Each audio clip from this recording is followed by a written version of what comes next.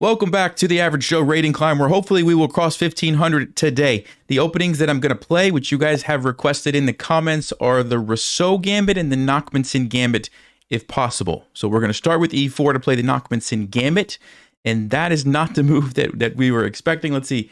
There is the Yan Gambit, which I was wanting to try. Let's try that. So we'll play C3, and we would like to see the move D5. I don't know how likely it is that we're going to see that. But if they play D5, we can go with Knight A3, which is the Yan Gambit. Oh, okay. There you go. So this is a very principled move. The idea is if we take, they take with the queen. We can't chase it with our knight. So this is a good response by black.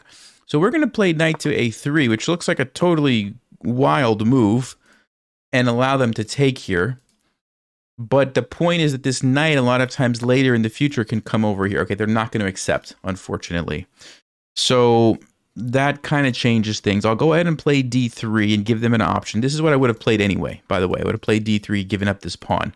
So we'll give them one more chance if they want to accept the gambit here. But it looks like they're just going to be content with, yeah, they're not going to take it. Okay. So in this case, we're basically just back to developing our pieces, and I don't know if there's too many tricks here. A lot of times bishop F4, knight to B5 is something that I might want to consider. So maybe bishop F4 is a good move here. And I think black needs to play bishop d6 to fight for control of this. If they let me play knight b5, they're probably going to have some problems. Okay, this is another way to deal with it. Stop the knight from coming in. So I'm not super familiar with this position since I don't normally play this. I was just hoping that they would accept it. So I guess we just develop. And let's see, is there anything else that we could do here? I mean, if they take me, I'm pretty happy. I've got this defended. If the queens get traded, not a big deal. I think probably just developing a piece makes a lot of sense. Let's just play knight f3. Don't think we need to overthink it here and get low on time. And now they play bishop d6. Okay. So, always want to ask yourself the question, what happens if I push forward? Does that cause my opponent some problems? I like the fact that it's with the tempo. They have to move, and I can do something else after that. I also like that it takes away this very natural square for the knight. So that's interesting. Now you have to think, like, let's just say the bishop goes here. The knight could still jump around and land on f5 or on g6. Am I okay with that? I don't know. I'm not sure if I love that. So how do we want to deal with this? I could defend. I could drop it back and let them take me here, which would open up the h file. I kind of like that. I think I'll do that. Let's go bishop g3. I don't think they'll take me. I think they're just going to leave it. But if they do, I'm pretty happy that my rook's involved. And I could still castle that way if I want to. It's not the end of the world to have the pawn on g3. The king is still relatively safe. But I don't have to. I could just leave it and use the rook. So we'll give that option to black, see what they want to do.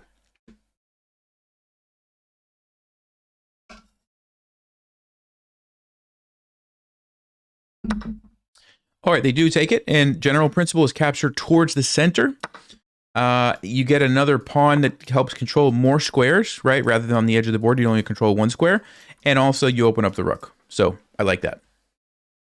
Okay, I think we need to get the bishop out. Bishop e2 looks pretty normal. Let's just go ahead and play that. Like I said, I'm not totally saying I'll never castle here, but right now I do like that my rook is involved. Okay, what's the threat? Let's identify that. Let's make sure we're not worried about this, but there's nothing supporting the queen, so I don't think we have to worry. It would be different if there was a knight sitting on g4, right? Then I would be definitely concerned about that. So probably what's the easiest thing to do? Maybe queen c2, queen d2, just to defend the pawn. So queen c2 is nice because I keep the option to come over here open and support these guys. Queen d2 is nice because if I want to sneak over here and attack on the king side, I can use that diagonal. Also, it leaves this square open for my knight if I, for some reason, would like to relocate my knight. There's no rooks lined up on my queen that I have to be concerned about at the moment. This trade doesn't really change too much.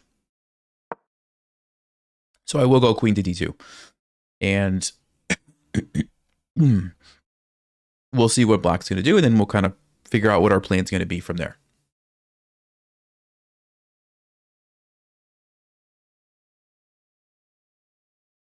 It's interesting because if black castles, I probably won't castle because I'll like to use this file. If they don't castle, though, and they play something like bishop b7, maybe even castle the other way or something else, I have to decide, like, how long am I willing to leave my king stay in the center of the board, right?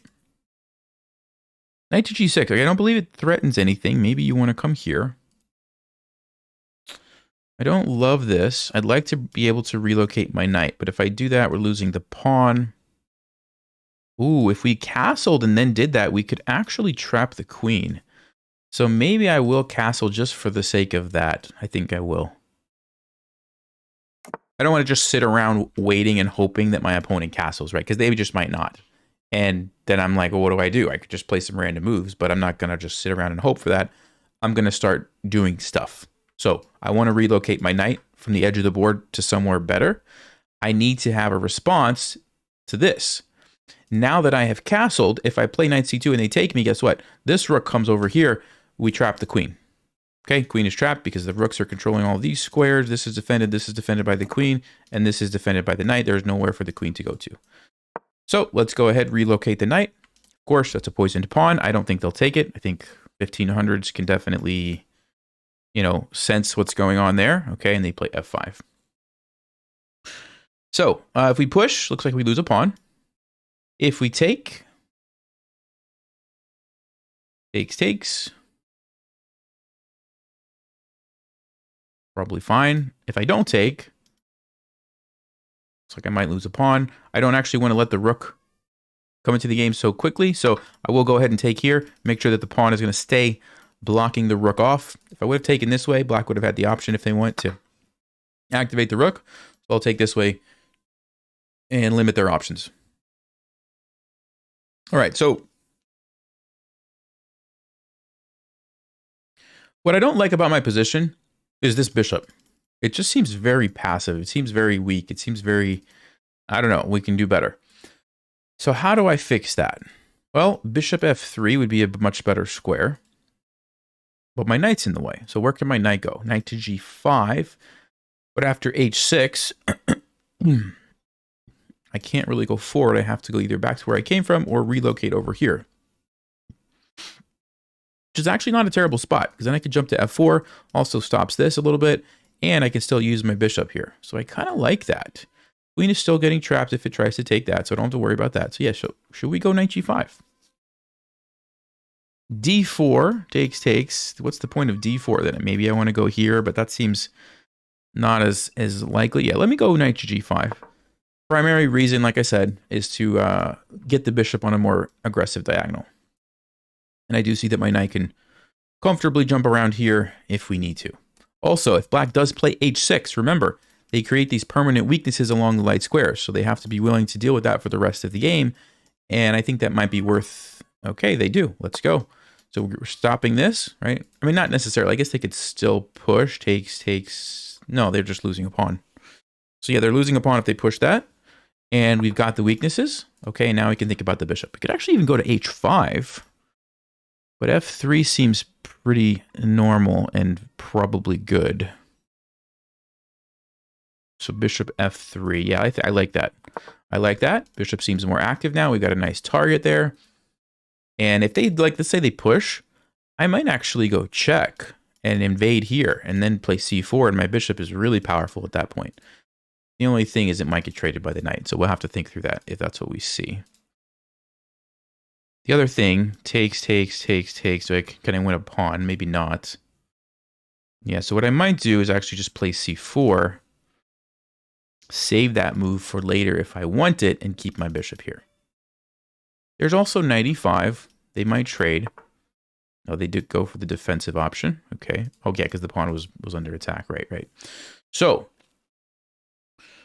rook e1 looks pretty good. Get the rook on the open file. Knight f4 looks pretty good. Just keep building the pressure on that pawn. Do I have any other moves?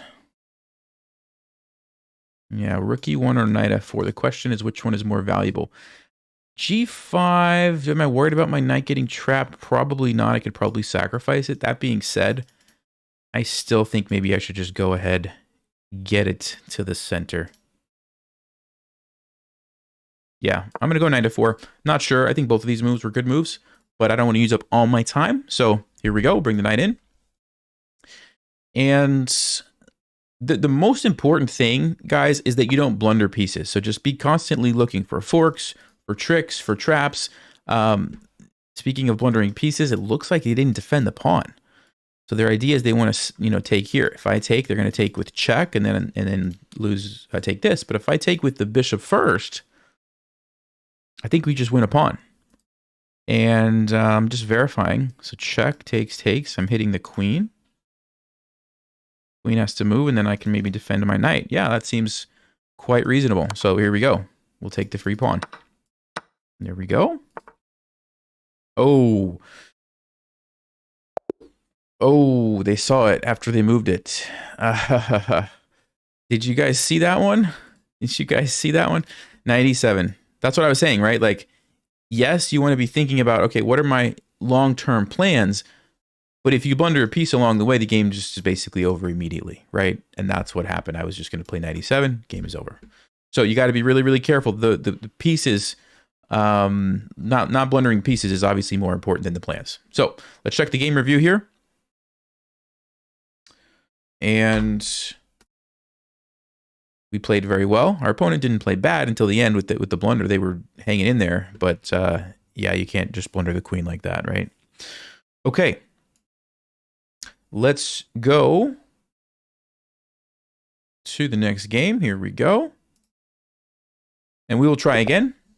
Okay, playing as black. So e4, all right, good. We'll play e5.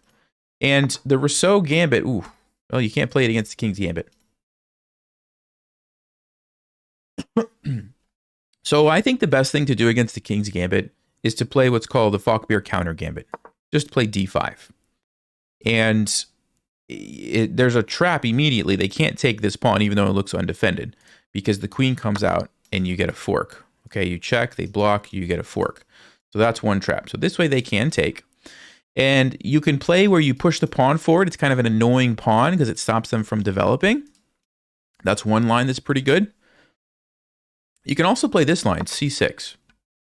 And the point is, like if they just keep taking, I'm going to have a lead in development. I'm going to have a whole bunch of open files and diagonals. My queen can come out. I can use this for my rook if I want. My knight is ready to go immediately. And white has weaknesses because of what they've done. Here you go. And basically you just develop quickly and look for ways to attack black, which is nice, right? They play the King's Gambit hoping to attack you, and you end up being the one that gets to attack them. So that's why I like this line a lot. Okay, so where are the weaknesses in white's position? Well, primarily here and here. So bishop c5 is kind of the move that just jumps out at me that I should play. Just taking advantage of that diagonal. Okay, knight f3 seems like a reasonable move. Of course, we could take, but I'm thinking maybe just knight f6, because if I can get my knight to g4, we can really put the pressure on these weaknesses. So the question is really what's happening with my e5 pawn if I play this. So let's try to think through this one by one. If they take with the knight, I take, they take. My knight's under attack. Let's say I go knight to g4, which is what I would like to do. Very serious threat here. d4, I'm just going to take it. It is defended by my bishop, so we don't have to worry about that. How do you defend this? Probably have to go something like knight e4. Okay, knight e4, what is my move going to be? Queen d4 hits the knight. If you take me, there's checkmate. This is still defended. Okay, so let's say they just defend their knight, maybe something like d3. What am I going to play? Well, knight f2 is a fork. You can't take me because checkmate. If you move, I just take that. I'm pretty happy. If you play a counterattack like c3, that's where it gets pretty complicated. I take, they take. Yeah, that might be a good move for them, c3. So in that particular case, I don't even know what I would have to play. Maybe sack here and then trade. So that's pretty complicated. The other thing is they don't have to take with the knight. They can also just take with the pawn immediately. And then at knight g4 immediately, we have a similar situation, not quite the same. Knight e4, I wouldn't have queen to d4 available to me though. Wow, what a mess. What a mess. So You know, takes, knight g4. There's also other options, like even castling, letting them take so that I can get my rook involved. Bishop e2. Do we have a follow-up? Knight d4 is dangerous. But no, they would be able to castle. Okay. No, they couldn't castle because the bishop is there. So let's say they take. Queen comes in. Yeah, that might even be good. Rook f1, bishop g4. This is so complicated. So I'm going to give you guys a little practical tip here, okay? Unless you're like 2400, in which case if you're 2400, you would calculate this accurately, correctly. You would make sure, and then you would choose your move, and maybe you just take the pawn if nothing is working. Since I like to play moves where I could see that practically I'm going to get some nice chances. I'm not able to tell you guys 100% that this is the best move. I can't do it. But what I did see was enough to know somehow, some way, I'm going to be getting a nice attack on my opponent's king, and it's going to be up to them to defend and not get checkmated or not blunder something along the way. And I think, practically speaking, I have great chances to win the game. I'm going to do it. And this is okay. It's okay to play chess this way. Now, at some point, at some level, if your calculation skills get good enough, you want to make sure you just calculate everything and you come to a conclusion that's correct. But that's very, very advanced. And for like 99% of people watching this, I think going with your instincts of like, look, let's get a piece out there. Let's get the king castled. Even if we have to sacrifice a piece along the way, we'll probably be okay. So, decision time for me. Do I want to go with the line where I castle, sack a piece so to get the rook involved immediately on the exposed king? Or do I want to go for knight to g4? I guess I even need to consider takes queen d4, but I think queen e2 defends and defends, and I don't think I have anything. So I think we can eliminate that right away. I think knight to g4 definitely is good. You can't play d4. I'll just take it. Takes. We're happy. So the move is knight to e4, definitely, that I'm concerned about.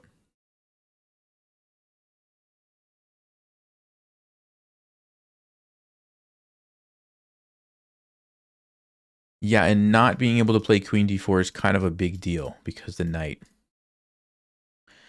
So I don't really see what I would play against this.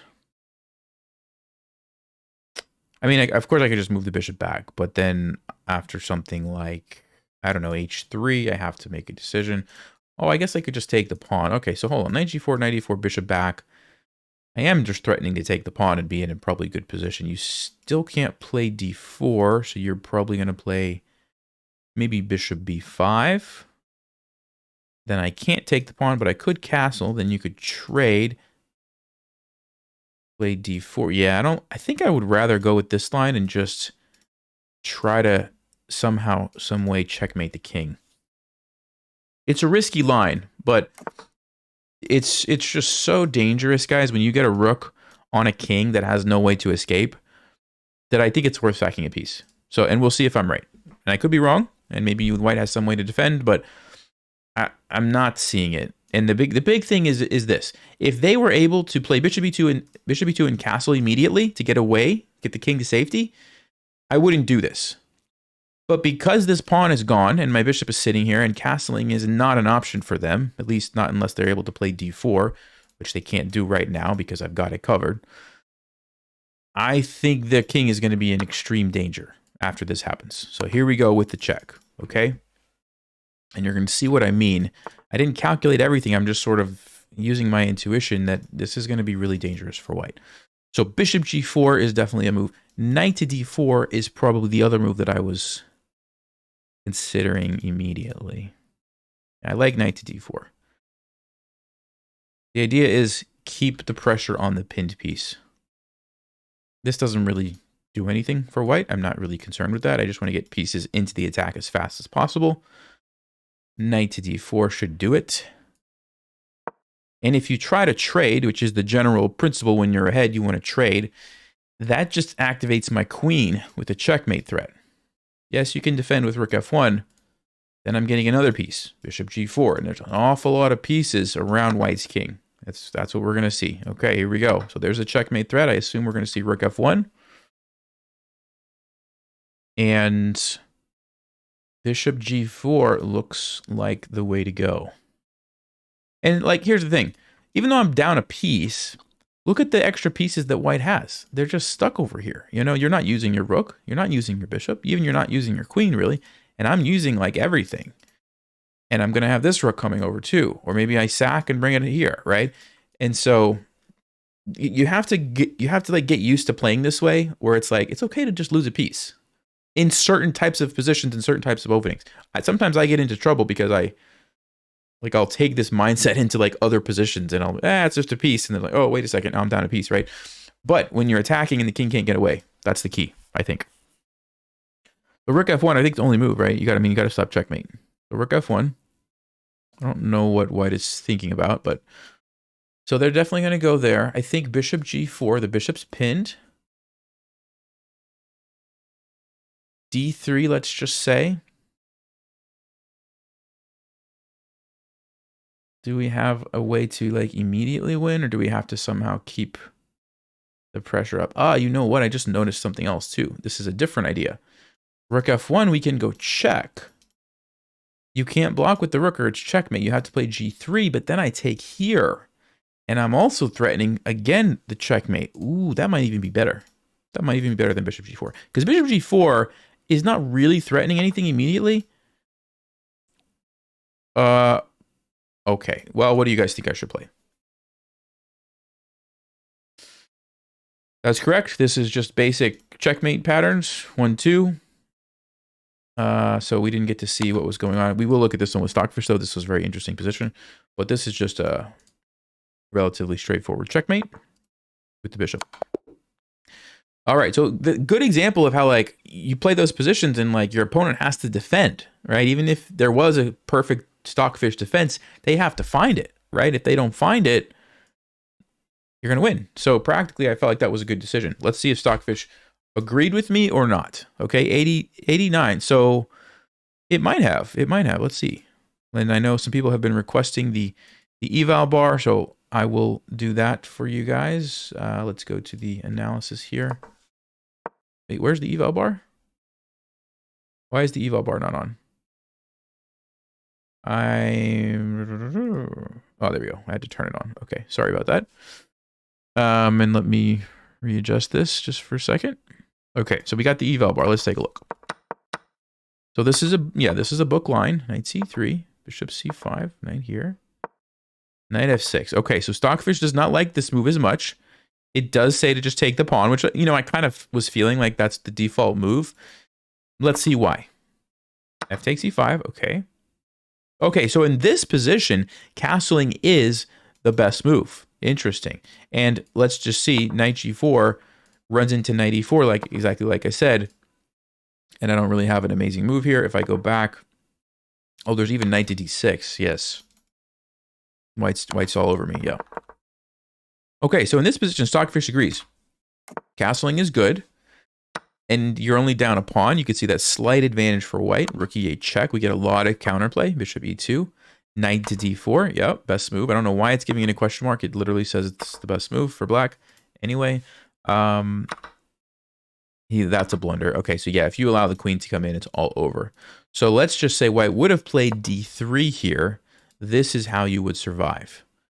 And wow, there's some crazy moves here. Bishop h3 is one of them. Because if you take, then this happens. So you can't actually take the bishop. You would have to play knight e4. Extremely complicated position. The other thing I could have done is bishop to b4. Allowing castling. But then I trade here. And if they take me, the knight jumps in. And I'm actually just in an equal position. Wow. So you could see it's pretty complicated, right? But there's a lot of pitfalls along the way that my opponent has to avoid. And they just immediately didn't navigate it correctly. And now I'm just winning. And let's just see, for our own benefit, what was the best move? Yeah, the best move was queen h4 check, right? And I had the feeling right after bishop g4, I'm like, I didn't see what I was going to do after d3. Yeah, rook takes e2 is one thing I was thinking about, but... Oh, wait, what's the best move for... Oh, that's winning for me. Oh, interesting. Okay, so yeah, I could have done that. This is the more faster way, because this is just a serious problem. Play d4, check. King goes here. Yeah, this is going to be really good for me. I guess I just probably take this. Yeah.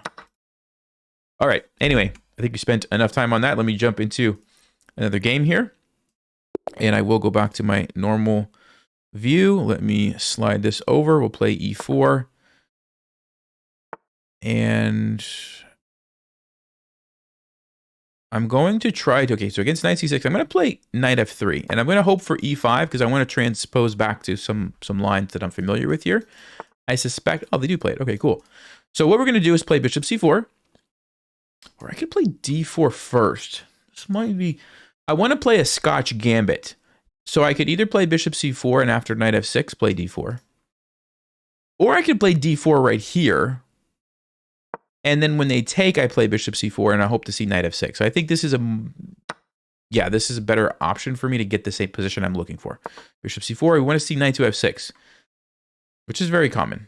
But there's also bishop c5. So we'll see what they're going to do. But I want to see knight f6. And we'll try to play the Nachmanson Gambit. Knight f6, castles. Knight takes e4. We play knight to c3. That's the Nachmanson Gambit, sacrificing an entire piece there. Actually, we're going to sacrifice 2 pieces.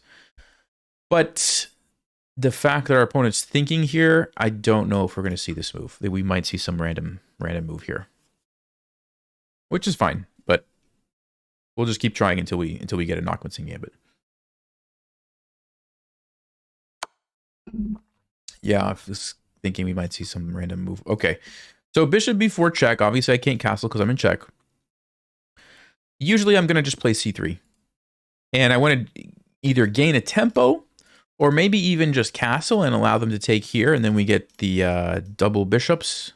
And it turns more into like a Danish gambit kind of a position. Either way, I'm fine with that. Yeah, so I think I'm going to castle now. Now, I could also take with the knight or the pawn. But I really like the speed and development. I like having all the pieces out where I can attack, even though I'm down a couple of pawns. I don't really care that much. I think it's more important to go after the king. So let's pre-move this. There you go. So let's just take, stock of the situation. 3, 4, 5 against 7. So we're down 2 pawns, but our king is perfectly safe. We have 3 pieces developed to 2, and we get to go on the offensive. And immediately our opponent plays a questionable move. Now, okay, logically, you want to stop me from taking this pawn and winning your rook. Fine, but you're not developing a piece. And you're creating more weaknesses. Look at this. Look at this. So the question is, how do we take advantage of that?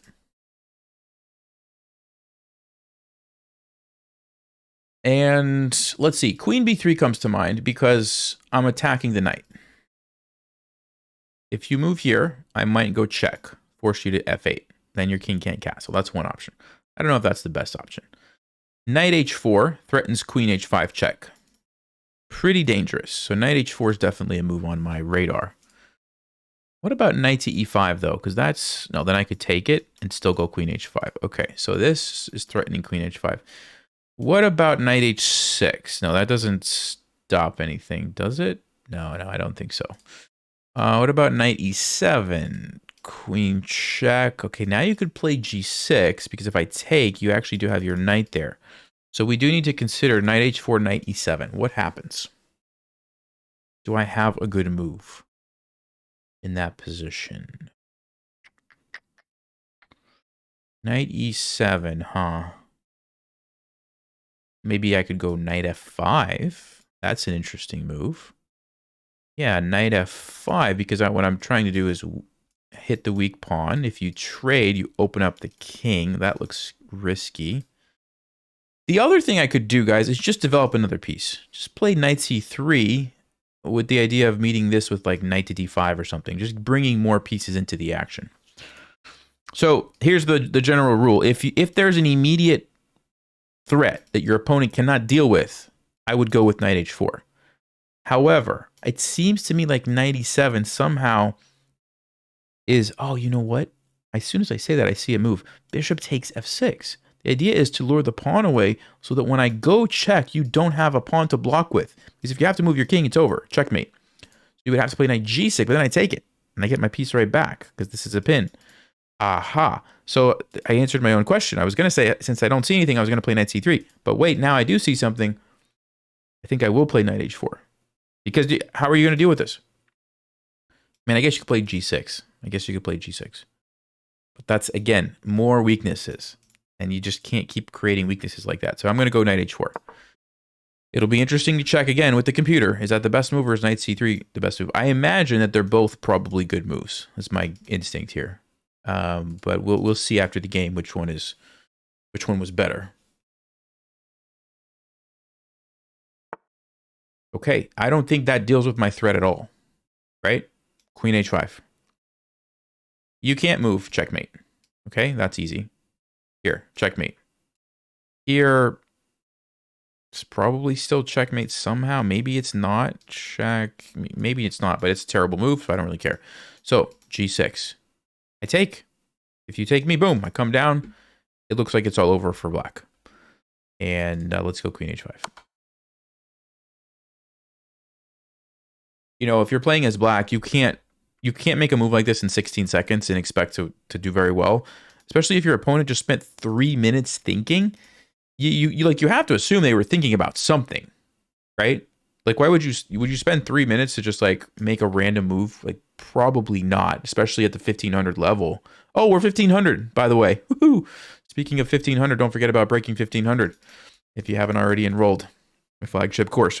Anyway, what I was saying is, if your opponent thinks for 3 minutes and then plays a move, you might want to just pause yourself for a little while and be like, what are they doing? What's going through their mind? Why did they think? What are they planning? You know, this is a tricky idea if you haven't seen it before, I guess. But like, maybe they thought I would just wanted to bring my knight in, and they're like, "Oh, easy, I stopped you." But yeah, the game's just over now. I mean, there's nothing black can do. But that bishop takes f6 sacrifice. If they would have played knight e7, like that was a nice one. That was a real nice one.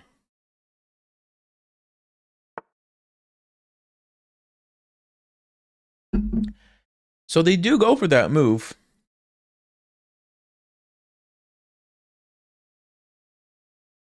So the question is, do we have a checkmate? Do we have an immediate checkmate, or do we just kind of play on a few more moves? So I don't think this is an immediate checkmate, because if you block with a knight, then it is, yes. But you'll block with the queen, which gives your king an escape square. When I go check, you're going to run away. And then I'm probably forced to trade some stuff, which is bad. That is not what we want. Queen f5 check. The king's just going to move. I don't see a follow-up. Bishop check to try to lure the king out. Is that a move? Now that's an interesting idea. Then we could go check here or here. Here, here. No, there's nothing. There's nothing. Okay, so there's also queen check here. What's the idea of that? Well, the idea of that is that then I would have queen takes g7. Aha. So you don't want to move here because bam, you get checkmated. Actually, that's checkmate. Aha, okay. So you have to go to e8.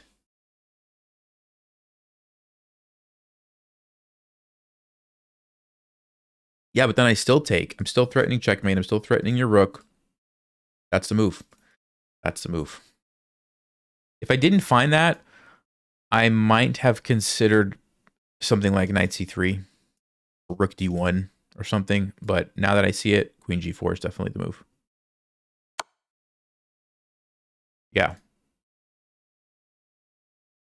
The point is we're invading on the weak g7 square, which also hits the rook, and also kind of renews a lot of the checkmate threats on f7.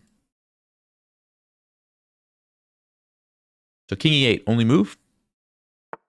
Okay, that's the wrong move, because now when we take, it's with check, which means black loses some time, and when they go back, we have the simple checkmate on f7. You should be familiar with that, you know, mating pattern, right? Because of the scholar's mate stuff. So they could have went here. I would have taken anyway, and it would have been their turn. Now we get the same position, except it's my turn, and this is just checkmate. So, game review. Okay. Oh! Wow, one. There's my thumbnail. There's my thumbnail, guys, right there. I'm gonna snip this actually. I'm gonna snip it right now. This right here. Yes, there we go. Save that for later. Okay, cool. Fun game. So we didn't do anything wrong. Do we even need to analyze it? So I played c3. Dogfish likes the castling. It's a book move. Oh, so this is a book line. Yeah, that's why everything was perfect. And then they messed up, and knight to h4 is somehow the best move. Yeah. d6, queen h5. I don't think there's much. So this is the line I was showing you guys. Knight to e7 was an interesting try. But yes, bishop takes f6 is the best move because we need to lure the pawn away. Then we can come in. You can't go here because checkmate. You have to play knight g6. Then we snap it off. And we take here, or even this leads to a checkmate faster, apparently. Where is it? Rook d1. King runs. Queen d5, queen b5. Yes, there you go. Okay, I wanted to just show you guys. The Nachmanson Gambit. Knight f6. Castles. Knight takes e4. You play knight c3. Knight c3. It's a wild move. Then you sack your bishop. And then you go try to checkmate the king. Hopefully we get to see it. Let's jump into another game. Wow, that was a fun one. Okay, we're black. All right, this is going to be maybe the Rousseau Gambit if we can do it. Okay, bishop c4. Aha, aha. Rousseau Gambit, here we go, f5. Okay, so they played d3. So against d3, there's a tricky line we can play, bishop c5. And we are basically allowing them to play knight g5. Okay, they don't. They play a4. What in the world is a4? I have no idea what's happening here. They're not falling for any of our tricks, it looks like. So probably we just need to keep playing. So here's an idea. There's one idea where you play f4 here, and the point is to like shut out this bishop from the game. I think I might save that for later and just develop for now, because I also like having pressure here, and when I play this, I no longer have any pressure on the center. So I'm thinking I'm just going to play here. The question, though, is if I go here, does knight g5 cause me some problems? And I suspect the answer is yes, because I can't castle. D5 takes knight c3. Wow, this is already turning into a very interesting position. Yeah, I'm actually not sure at this point. So, you know what I could do, actually? I could play rook f8. Because that's how you meet this threat. You just play rook f8. And everything's defended. So yeah, this is probably fine. Now, there is bishop g5. I don't think that's a huge deal. We could probably chase it away and the queen comes out. Supports everything nicely.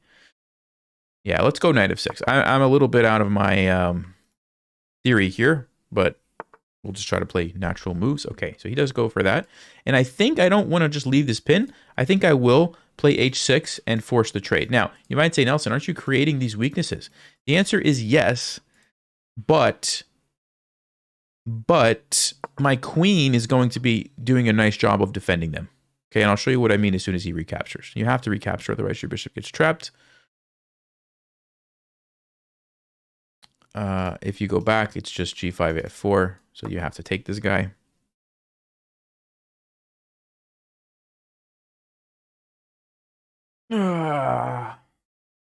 But what I was saying was the queen is going to actually support like g6 if I need to play g6. It's supporting f7. Those light squares are actually being supported by the queen's position, and so it's not as weak as it might look. Also, I'm getting the bishop pair, so that's a plus too.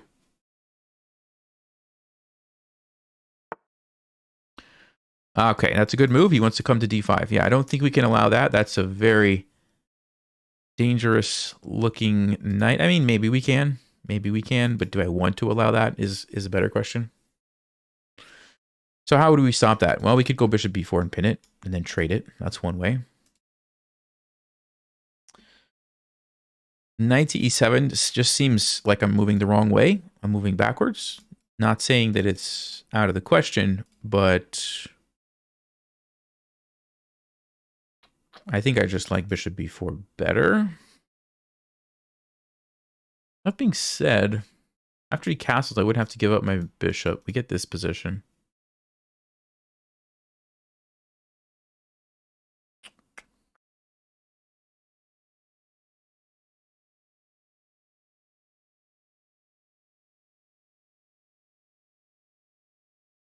Yeah, I think I will do that. This knight coming in here just looks so dangerous. I think I would rather just trade the bishop for it. I don't want any part of this knight to d5 move. It takes. Okay, I wasn't expecting that. I can't play d5 because I don't have any pieces supporting it. I just lose a pawn. So maybe d6 to let my bishop out so we can capture this guy. I mean, I guess I could take it with the queen, but I really want to get my pieces out. So I think I'm going to go d6.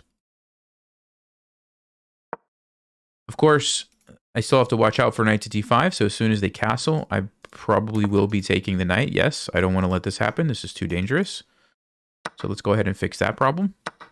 Okay, and now we could probably just take this. I think we develop the bishop. Rook b1. Maybe it's a little bit annoying. But I could, worst case, play knight to d8. Maybe even castle long. Yeah, let's go ahead. b6. Let's talk about b6. Well, okay. Rook b1, b6, I was probably not going to play because the weakness is on the knight. I could get pinned this way or pinned this way. He's going here first, which is interesting. How do I want to proceed here? We could go knight to d8. And it's not as crazy as it looks because we're going to have a very clear follow-up next turn of like c6 and d5 and just pushing that bishop around.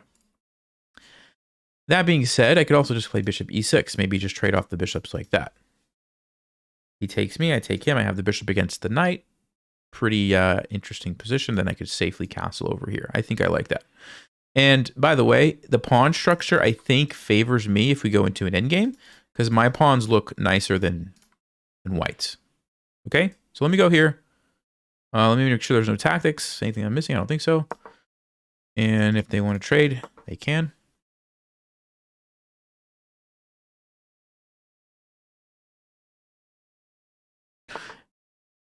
Oh, okay, interesting. They're going to let me take it. All right.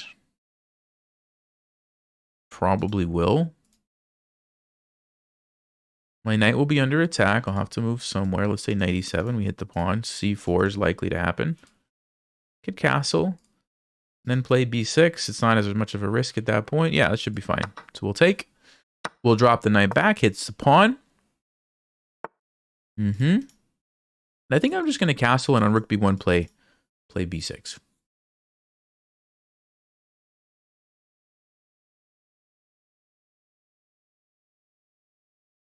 Could also play b6 first, but maybe I'll just wait for the rook to get there.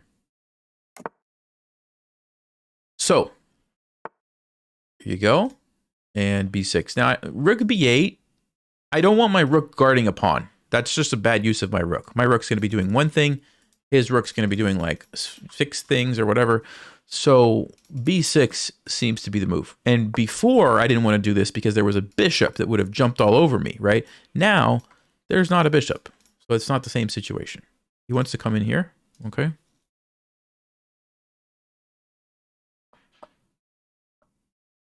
So I am going to relocate my knight somewhere. I'm trying to think right now, where do I want it to be? Probably can't go wrong with d4. He's coming to e4. Yeah, let's go ahead. d4 just looks like the best square, right? Okay, queen's under attack. So we got to move the queen. Where do I want my queen? Either on the king side to attack here, or I go over here and keep it kind of centralized.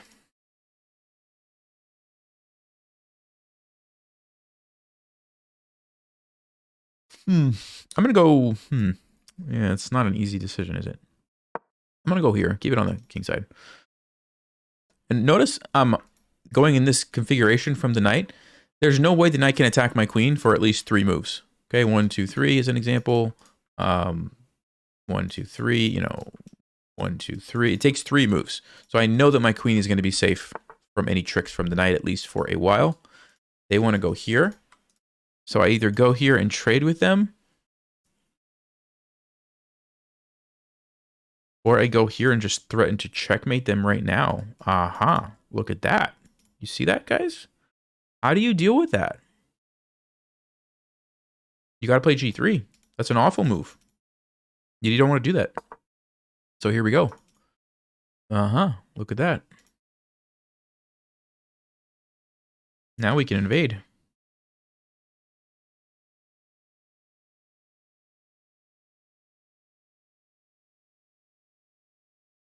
Yeah, I think this is a safe move. We go with a check. And now we just have to figure out how to get to bust through here. So queen h5 is threatening this. You could play rook h1.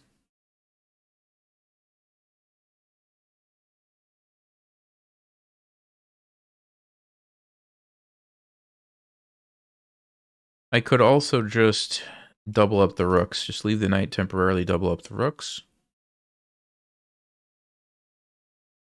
Kind of like that. I'm also thinking about where this knight might go. And my rook on f7 is going to be well positioned. It's going to support the pawn if I need to. There's no, you know, here it might get attacked. So that's another reason why f7 looks good. And once we get the double battery here, then we can probably start looking for some more tactics.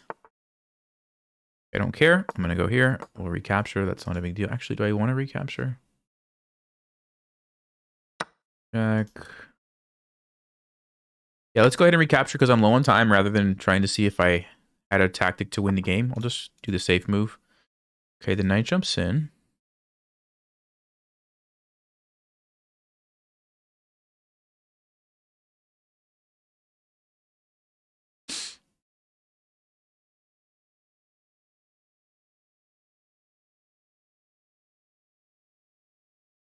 Okay, what I don't want to do is lose on time.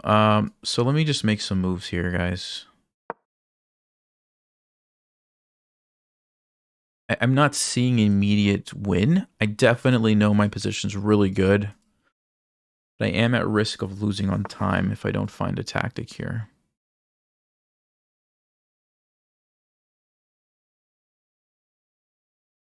Let's bring the rook up. I want to bring it up and over. I think that's what the position is missing. Ooh. Is that checkmate, my friends? Oh no, he goes here. Oh.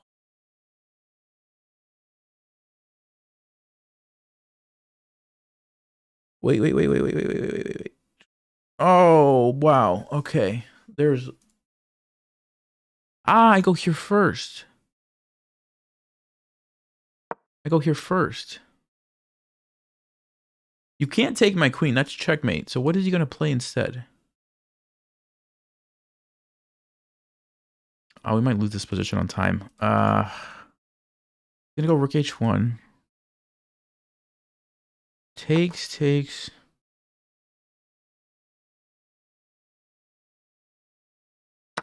Ah, there's the tactic. There's the tactic. Whew.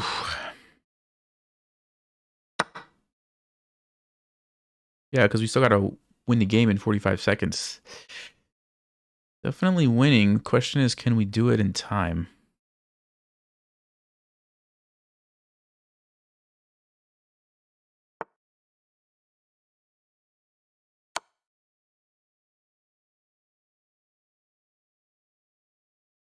Yeah, this is not such a simple position. Let's try to invade here.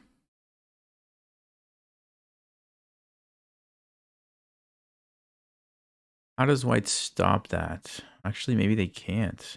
Knight c3. Yeah, maybe they can't.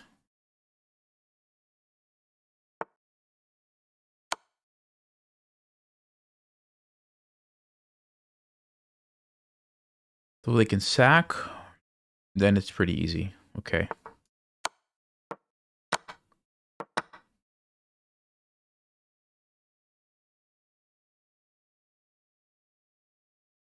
I'm going to go b5.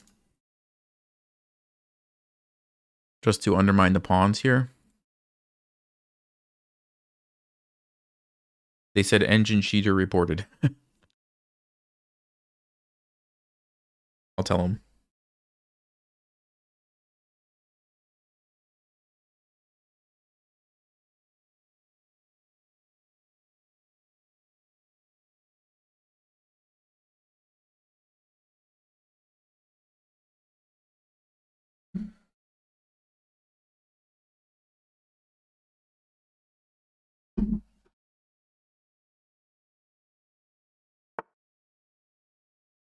All right, let's go b5 to undermine the pawns here.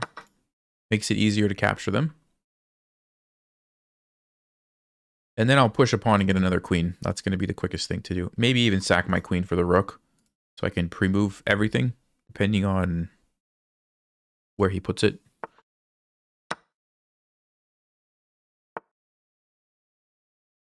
We'll just go here. We'll tuck the king.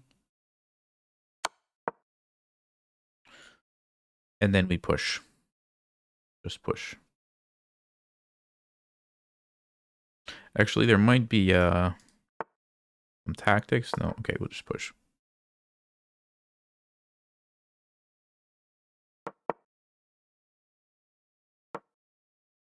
And I want to keep them defended.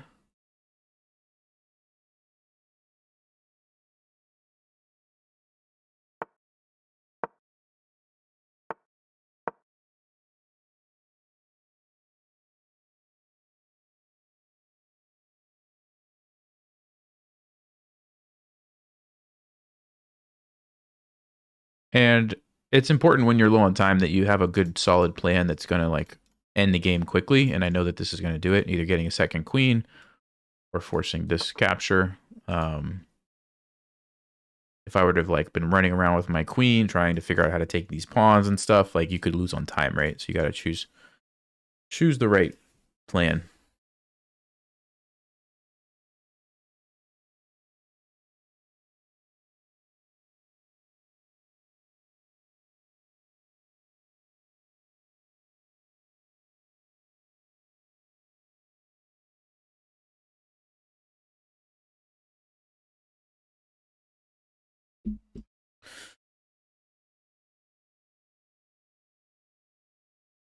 Hmm.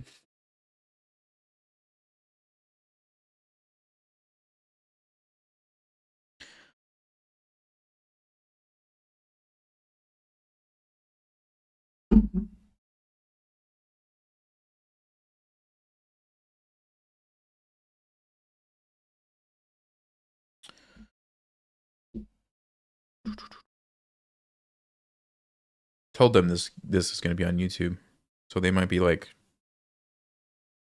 trying to find it now, or just stalling. I don't know.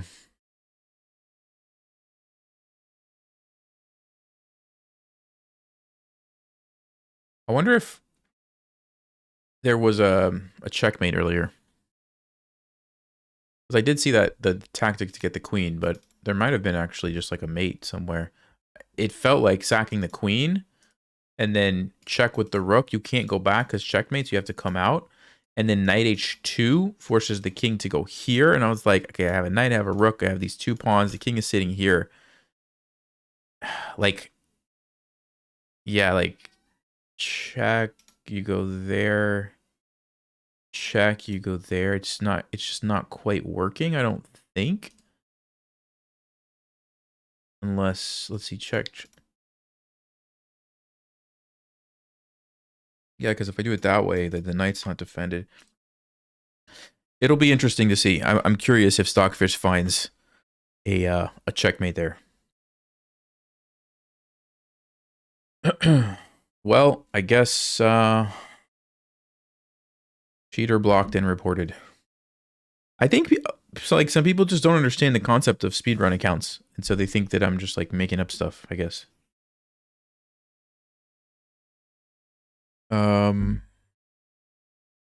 Anyway.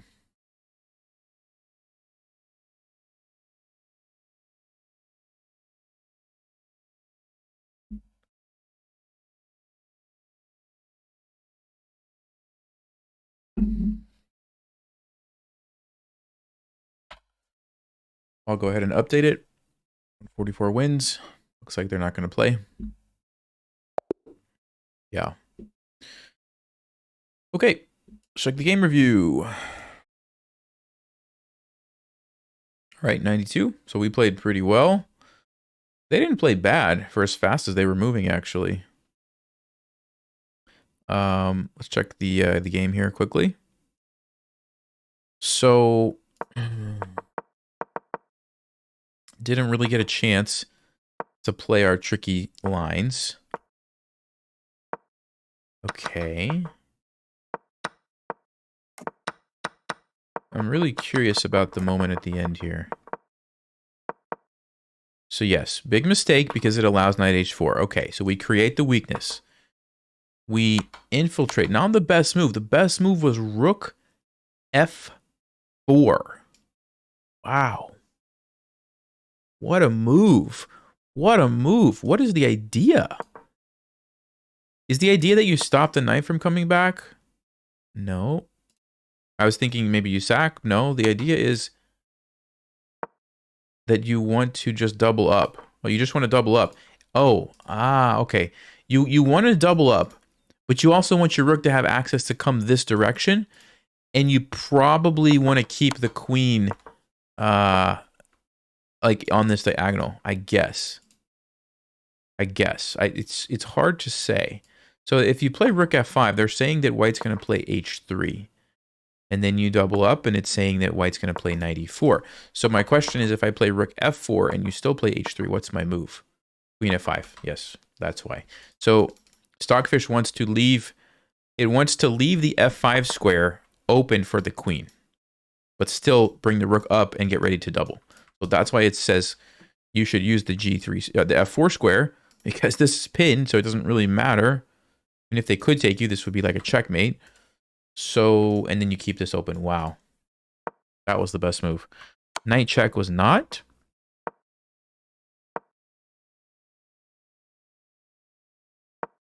Yeah, if I'm going to double up, I should have went to f5. I should have went to f5 because then I could swing over here. I didn't see that idea until later.